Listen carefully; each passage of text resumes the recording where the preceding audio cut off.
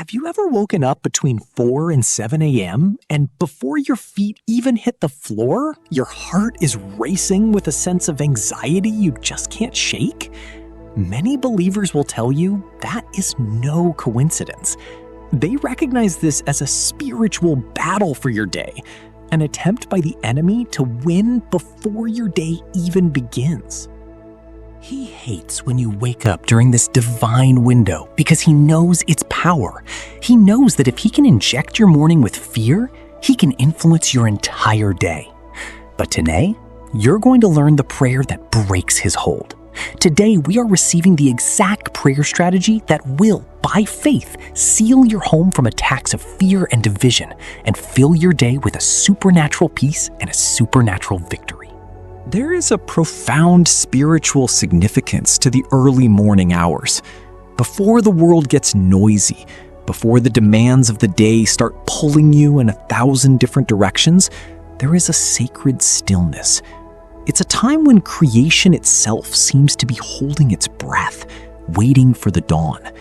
For centuries, prayer warriors have understood that this period, roughly between 4 and 7 a.m., is a critical time to connect with God.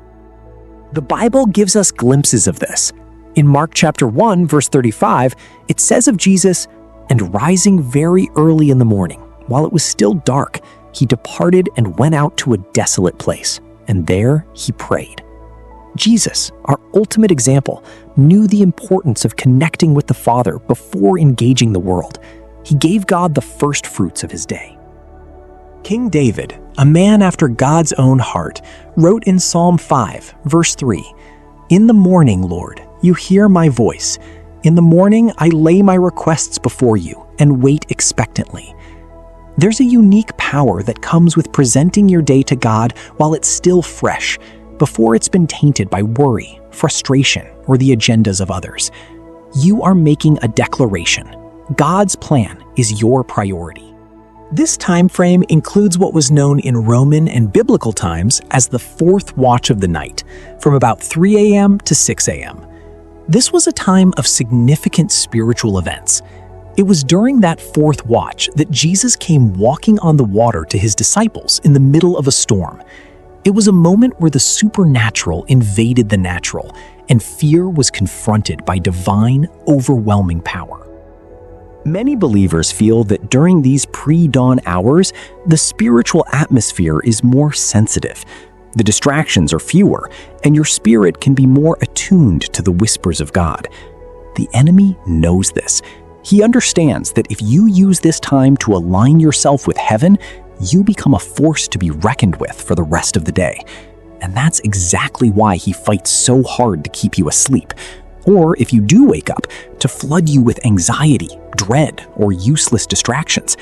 He wants to own your morning, because if he can own your morning, he can often dictate the course of your entire day.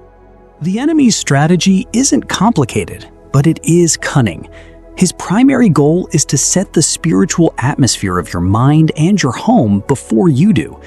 He's a spiritual trespasser, always looking for an unguarded moment, an open door to sow his seeds of chaos. Think about it. That sudden wave of dread about your finances that hits the moment you open your eyes.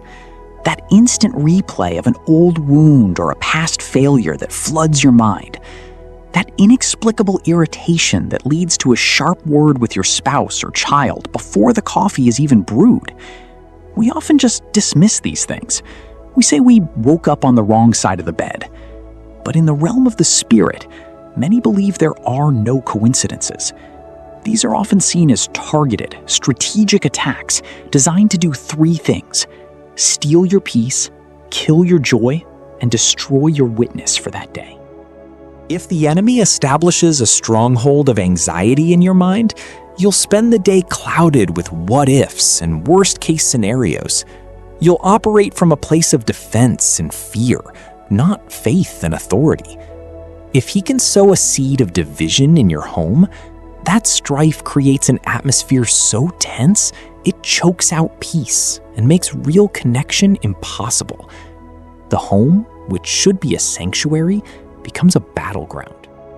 Heavenly Father, I come before you in the quiet of this morning, and my very first act is to say thank you. Thank you for the gift of this new day, a day I've never seen before. Thank you for the breath in my lungs, a gift from you. Thank you for my beating heart. Thank you for watching over me and my family through the night. Thank you that your mercies are new every single morning. Great is your faithfulness. I receive this day not as a burden, but as a blessing, an opportunity to know you more and to make you known. I consecrate this day, every second, every minute, every hour, to you. I declare that this is the day the Lord has made, and I will rejoice and be glad in it. I speak to the spirit of division and strife that seeks to wreak havoc in my household. I bind you. You will not turn my family against one another. You will not sow discord. I command you to cease and desist your operations against my marriage, my children, and my relationships. If you prayed this prayer with me, and you believe in your spirit that victory has been won in the heavenlies, I want you to affirm your faith. Type "victory in the morning" in the comments below. Let's fill this space with a declaration of faith that the enemy cannot silence. And finally, if you want to continue to grow in your prayer life, to build a fortress around your family, and to walk in consistent spiritual victory, be sure to subscribe to this channel and hit that notification bell. We are committed to providing you with the tools and strategies to live a powerful, victorious Christian life. Go forth in peace, in power, and in the unshakable victory of Jesus Christ. God bless you.